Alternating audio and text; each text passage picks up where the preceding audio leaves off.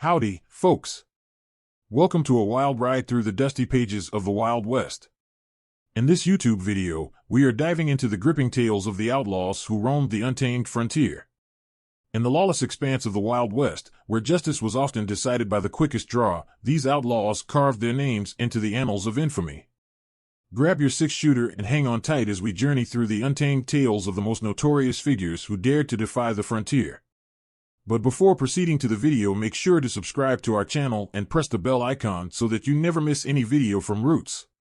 Let's ride into the sunset of history. 1. James Wild Bill Hickok. James Butler Hickok was a well-known marksman in the Old West.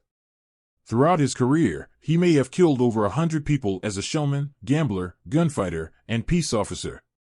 On May 27, 1837, in Illinois, William Alonzo and Polly Butler Hickok brought Hickok into the world. Given how strongly opposed to slavery Hickok's father was, it's likely that the Underground Railroad made a stop at their house. Hickok's notoriety in his birthplace and his early shooting prowess helped him land a job as a Monticello Township constable in 1858.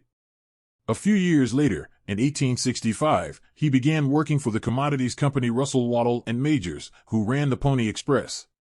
Following multiple altercations, David Tutt was shot and murdered by Hickok from a distance of 75 yards.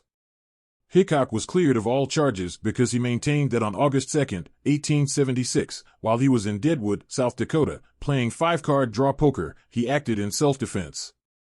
The cards that Hickok held in his hands, the aces and eights, became known as the dead man's hand, John Wesley Harden. Jack McCall had shot Hickok in the head during their game because he felt Hickok had insulted him. 2. John Wesley Harden. After John Wesley Harden was born in Texas in 1853, his parents, Methodist ministers James Gibson Jip Harden and Mary Elizabeth Dixon Harden, relocated their family to Trinity County, Texas, in 1859. John Wesley made an attempt to escape and enlist in the Confederate Army when the Civil War started. When he shot a former slave who was supposedly attempting to harm him with a stick in November 1868, he was killed for the first time at the age of 15. His father had instructed the Union soldiers to hide at the time they were living in Texas. He killed the three when his whereabouts were established. He had to leave his home after Union soldiers were ordered to capture him. Before Frank Pope was apprehended for murder, Harden rode with the outlaw in Navarro County. After that, Harden wandered around, leaving a trail of dead victims in his wake. In Pisgah, Harden shot a man in the eye over a bed, and in Leon County, Texas, in 1870, he killed a black man in Hill County. When Harden was winning a card game with Benjamin Bradley, Bradley threatened Harden with a knife. After an altercation, Harden left, but Bradley followed and fired again, hitting Harden in the head and chest. Later that month, Harden killed a guy in Limestone County, and 2 weeks later, he shot a man attempting to rob him in 1871. After killing a Texas marshal named Laban John Hoffman, Harden escaped from custody and went on to kill more police officers, including Jim Smalley. Over the course of the next 3 years, Harden killed more people, but the Texas Rangers apprehended him and sentenced him to 25 years in Texas State Prison in Huntsville. After serving 17 years in jail for a disagreement with a Selman Jr. in April 1895, Harden was shot in the back of the head by John Selman Sr., killing him. Harden studied religion and law, but his health declined. Harden was buried at El Paso. 3. John Kingfisher. Job and Lucinda Warren Fisher were the parents of John Kingfisher, who was born in Texas in 1853. He started having problems when he was 16 years old because he was stealing horses.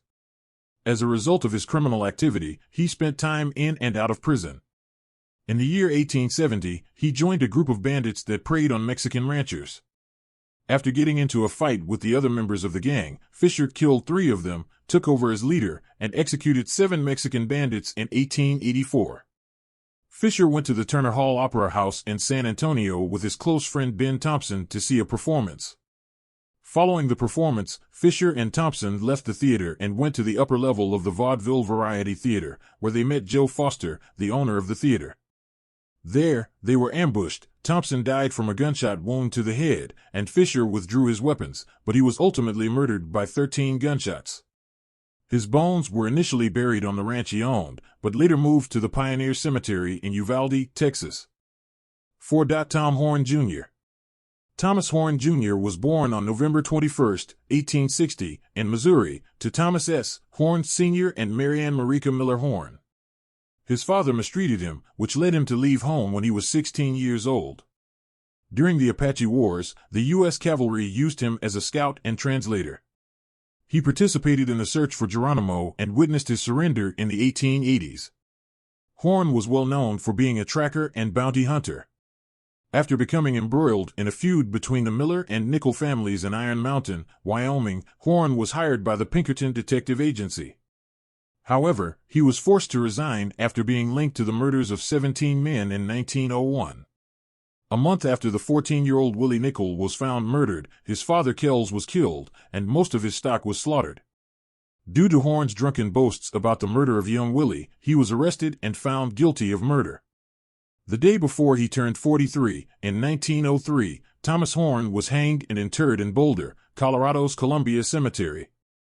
It is interesting because while some contemporary historians have maintained that Horn was innocent in this specific case, there is no doubt that he was involved in numerous other murders. Historians have theorized that he may have been involved in as many as 50 homicides.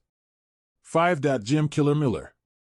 Jim Killer Miller, one of the most heinous villains of the Old West, was an assassin and gunfighter who was credited with killing at least 14 people, while legend has it that the number is closer to 50. Mr. James Brown Miller was born on October 25, 1861 in Van Buren, Arkansas to Jacob and Cynthia Basham Miller, but he was raised in Texas. One of his most famous stories involves a confrontation with a sheriff named Bud Frazier over Miller's alleged involvement in the murder of a cattle rancher in 1884. Miller shot John Thomas Coop, his sister's husband, in the head after an argument.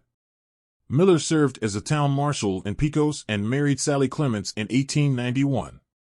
Miller was an upstanding citizen for a brief time and was dedicated to the Methodist Church following a long-standing battle with Pecos Sheriff George Fraser. Miller fatally shot Fraser at a Toyah, Texas bar, and numerous members of the prosecution and individuals who had testified against Miller were mysteriously murdered. Miller was never prosecuted for any of the homicides in 1900. Miller began working as a professional assassin, executing over 6 killings for pay, and is claimed to have gunned down everyone from political officials to legendary Sheriff Pat Garrett. Miller was captured in jail after the murder of Alan Bobbitt, and an enraged crowd led him and 2 other convicts to the gallows, where they were hanged. 6. Dallas Stoutenmeyer. Dallas Stoutenmeyer, while not as well known as many of the others, Dallas Stoutenmeyer was a feared lawman in his day, and he is notorious for taking part in more gunfights than most of his more well-known colleagues. Dallas Stoutenmeyer was born on December 11, 1845, in Bullitt County, Alabama, to Louis and Elizabeth Stoutenmeyer. When he was 15, he tried to join the Confederacy to fight in the Civil War but was discharged when his true age was revealed. A few years later, he re-enlisted and served as a private in Company 45th Alabama Infantry Regiment. He was injured multiple times, but remained in service until the conclusion of the war. After transferring to El Paso, Texas, to serve as sheriff, he had a reputation for being rough and short-tempered while he was drinking. In the 4 dead in 5 seconds gunfights, he murdered 3 men before the conclusion of his 3rd day. This was the start of a bloody binge that would see Stoutenmeyer murder 6 more men in gunfights over the next year, earning him a reputation as one of Texas' most fearless cops. This journey of exploring the outlaws of the Wild West has not come to an end yet. We have got something more for you. Stay connected for part 2 of the Great Outlaws of the Wild West. See you soon in the next part. We hope you have enjoyed your journey through the Wild West Outlaws, so please make sure to like this video, subscribe to our channel, and press the bell icon so you never miss any videos from Roots. If you want to enjoy more videos on Wild West, then visit our Wild West playlist. Thanks for watching.